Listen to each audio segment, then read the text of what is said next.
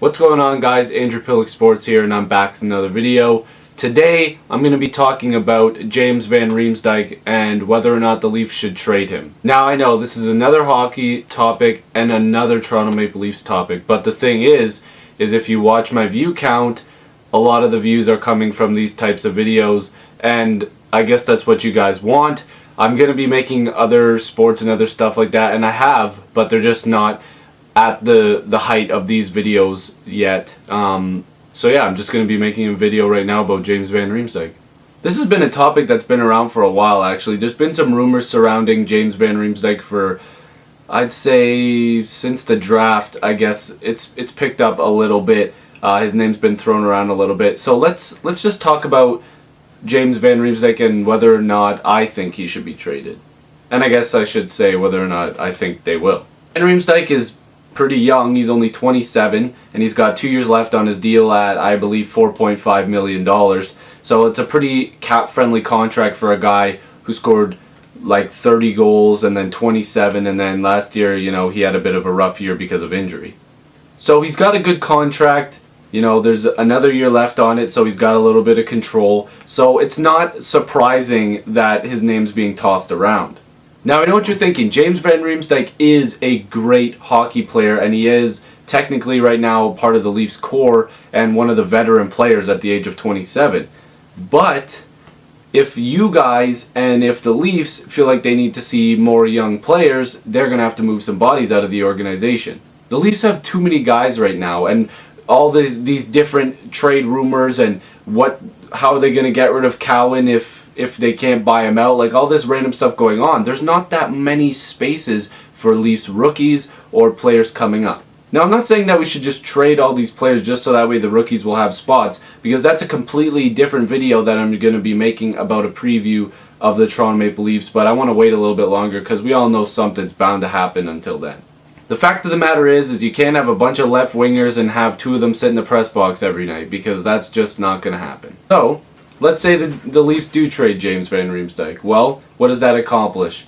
Well, I guess that opens up a spot for somebody else on the team, and I guess it would be a younger player. So that happens, but you need to have veteran guys in the organization to play with these guys, or else they're not going to be able to reach their full potential.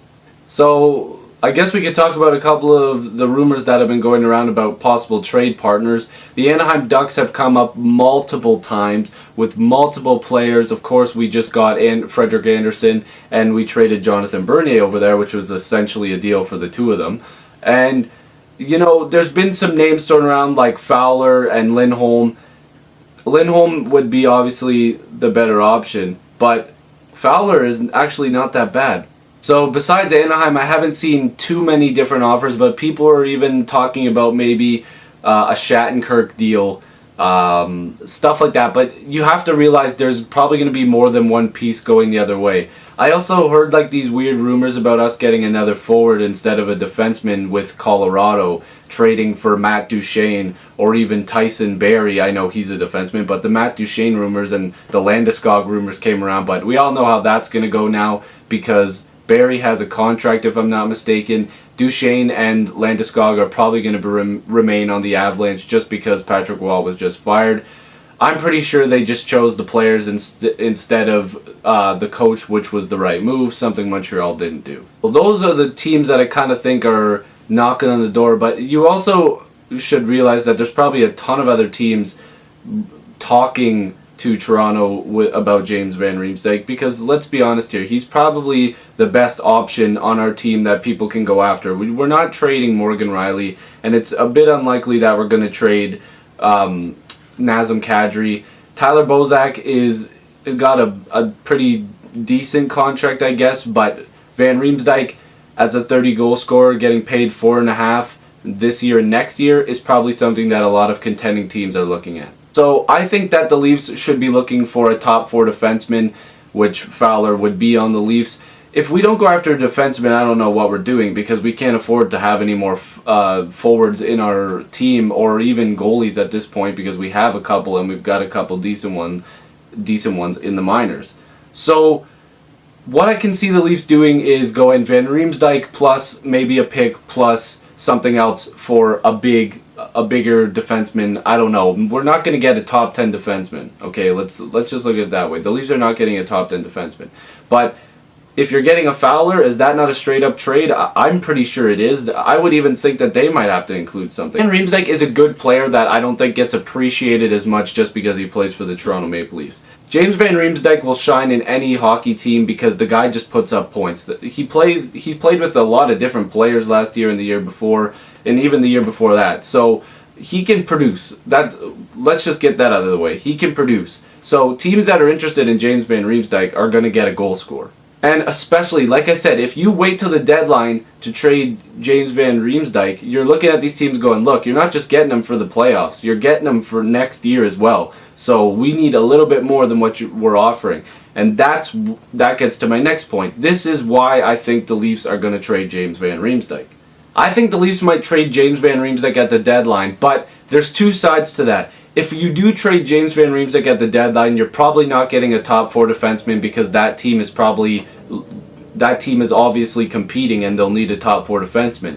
So that's the one side that I wouldn't understand if we did, but I kind of have a weird gut feeling that they will. Unless the Leafs go, hey, you've got this guy in the minors who's going to be a top 4 defenseman in the next couple of years. This is the guy that we want, and James Van Riemsdyk is going to be going the other way. I could see it coming in the offseason this year, which I know there's not too much time left. Try to see if they can grab that top 4 defenseman now. And I can already hear Leaf fans talking and commenting about, but Van Riemsdyk's such a good player, we don't have to trade him to get a defenseman. You don't. You really don't, because we do have a lot of good prospects, but that doesn't fetch you a top 4 defenseman in the NHL.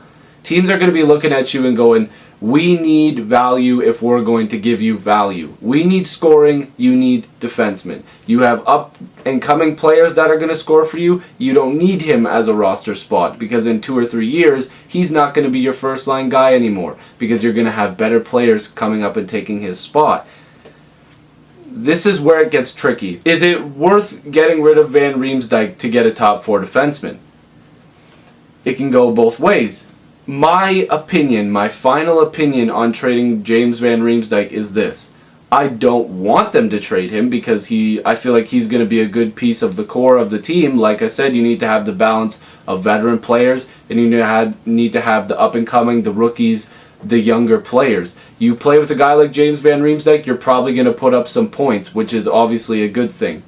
James Van Riemsdyk could be a good leader. I don't think he'll be the next captain because who knows if he'll even re-sign here for what the money he might want, because that's when it gets tricky as well. In a couple years we're going to have to start paying some of these guys that we have, the young guys that we have, and they're going to be looking for big money too if they produce. So you have to look at the money side of it too. You really want the Leafs to make smart decisions now so that way we can pay our younger guys. Every team wants top 4 defensemen. And if giving up Van Riemsdyk for a top 4 D-man is what has to happen, then I guess it has to happen.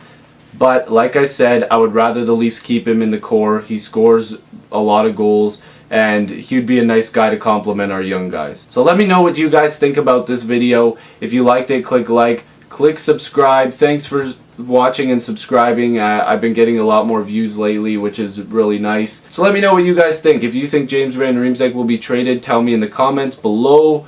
I'll see you guys in the next video. Peace.